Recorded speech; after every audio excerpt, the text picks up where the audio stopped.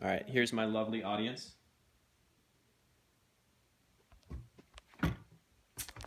Okay. So, what is creativity? We live in a society that values some things, such as marketability or logical common sense, over creativity. But this seems wrong. If you place value on any form of scripted entertainment or technological innovation, then creativity is important to you. Today, I'd like to talk to you about how important creativity and creative expression is for society, even and especially after progressing to a point where it feels like everything has already been done or thought of. I've done a lot of research on the statistical results of those who've been encouraged to pursue creative avenues compared to those who've been led away from that path. And the result of my research is the generally accepted conclusion that creative expression is not only massively fulfilling and fun, but is also a stimulating exercise paramount to ideal intellectual and social condition, and even equally important to the well-being of the global economy and social consciousness. Every human has deep creative desires, and nurturing our innovative nature helps to satisfy many of our inherent needs. First off, I'd like to tell you about the reason that creative expression is so damned exciting, and that is the tremendous potential it possesses for enjoyment and fulfillment.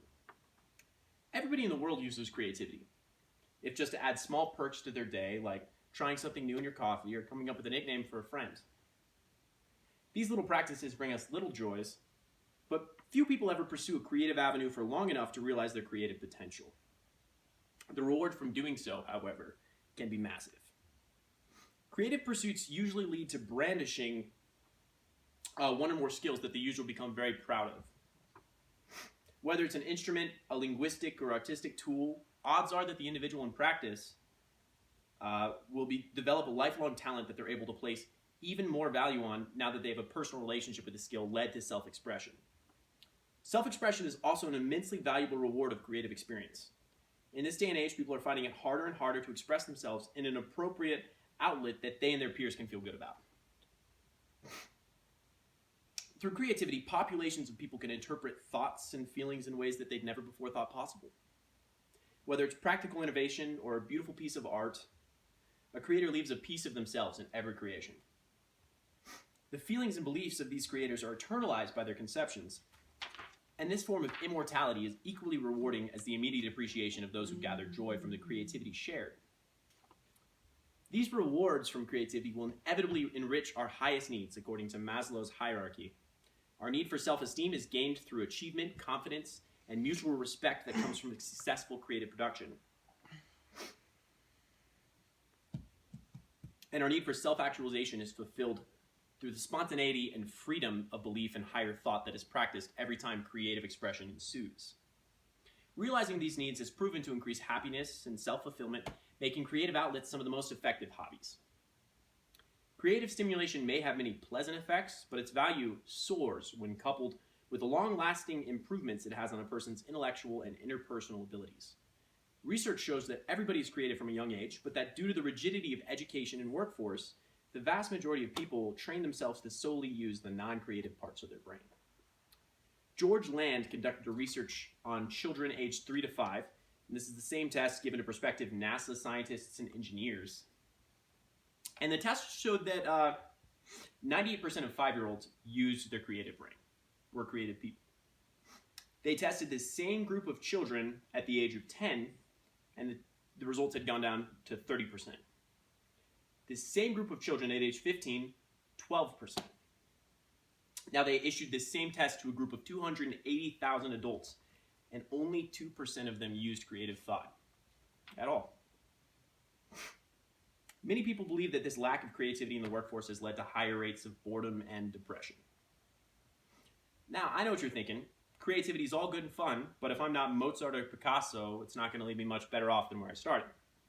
And that's where you'd be wrong.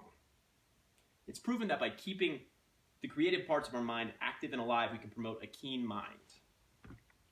Intelligence is defined as the ability to acquire and utilize knowledge, which is measured in IQ, gauging the user's ability to use the information gained.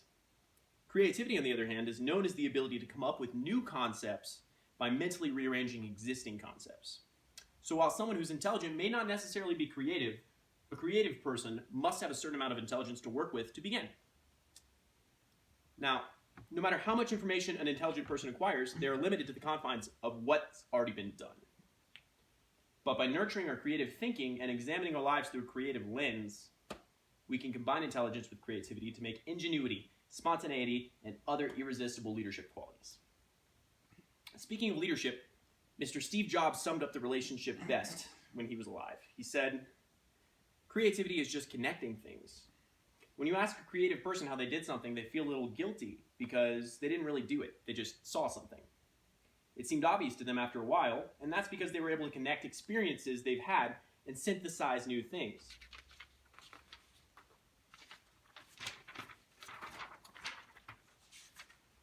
And the reason they were able to do that is because they've had more experiences and they've thought more about those experiences. By bringing creative impulses through life with us, we get a factual advantage over 98% of the population that cannot think outside the box. Creative individuals are made that much more valuable due to their rarity and their ability to influence people.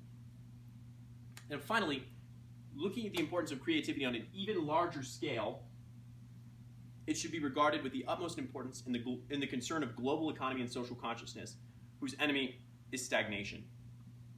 And the reason that creativity is imperative economically is because as consumers, we're constantly looking for the newest, best, unique goods and services.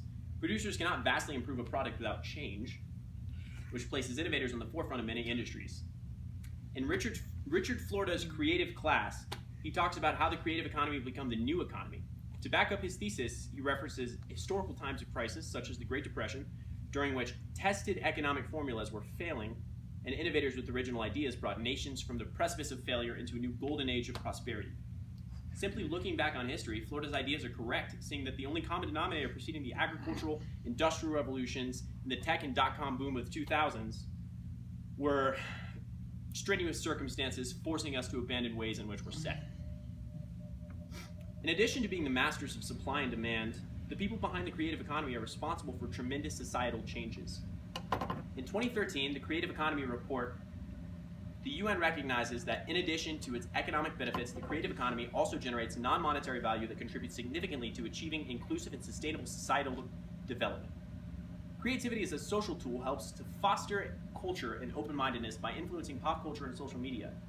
While creative media is nothing more than entertainment to some, the beliefs exhibited influence social spheres worldwide and needs to be used responsibly. Now, I know it may seem a little far-fetched to claim that creativity can make or break the progress of societies, but as you can see, there are many reasons why creativity should be nurtured and valued. Whether you seek to improve your well-being, intellect, or marketability, there's a creative avenue to get you there. Everyone on Earth is born creative, but so few end up that way. In conclusion, I implore you not to shut out your creative impulses. Instead of watching TV after a long day, write a story or learn to draw.